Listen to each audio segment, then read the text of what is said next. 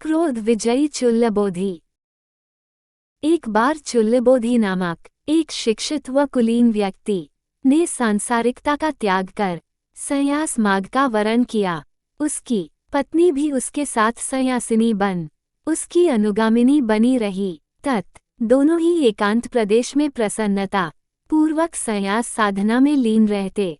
एक बार वसंत ऋतु में दोनों एक घने वन में विहार कर रहे थे।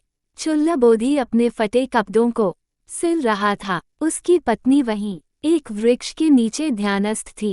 तभी उस वन में शिकार खेलता एक राजा प्रकट हुआ। चित्रों में लिपटी एक अद्वितीय सुंदरी को ध्यानमग्न देख उसके मन में कुभाव उत्पन्न हुआ, किंतु संन्यासी की उपस्थिति देख वह ठिठका तथा पास आकर उसने उस संन्यासी की शक्ति परीक्षण हेतु ये पूछा, क्या होगा यदि कोई हिंस्त्र पशु तुम लोगों पर आक्रमण कर दे। चुल्लबोधि ने तब सौम्यता से सिर्फ इतना कहा, मैं उसे मुक्त नहीं होने दूंगा। राजा को ऐसा प्रतीत हुआ कि वह संन्यासी कोई तेजस्वी या सिद्ध पुरुष नहीं था, अतः उसने अपने आदमियों को चुल्लबोधि की पत्नी को रथ में बिठाने का संकेत किया।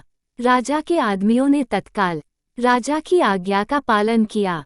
चुल्लबोधि के शांत भाव में तब भी कोई परिवर्तन नहीं आया। जब राजा का रथ संन्यासिनी को लेकर प्रस्थान करने को तैयार हुआ तो राजा ने अचानक चुल्लबोधि से उसके कथन का श्रेय पूछा। वह जानना चाहता था कि चुल्लबोधि ने किस संदर्भ में उसे मुक्त नहीं होने दूंगा कहा था। चुल्लबोधि ने तब राजा को बताया कि उसका वाक्य क्रोध के संदर्भ में था, क्योंकि क्रोधी मानव के सबसे बड़ा शत्रु होता है, क्योंकि करता हो जो क्रोध को शांत जीत लेता है वह शत्रु को, करता हो जो मुक्त क्रोध को जल जाता है वह स्वयं ही उसकी आग में। राजा चुल्लबोधि की संन्यास साधना की पराकाष्ठा से अत्यंत प्रभावित हुआ। उसने उसकी पत्नी को सादर पुनः अपने वहीं रथ से उतारा और मार्ग को प्रस्थान कर गया।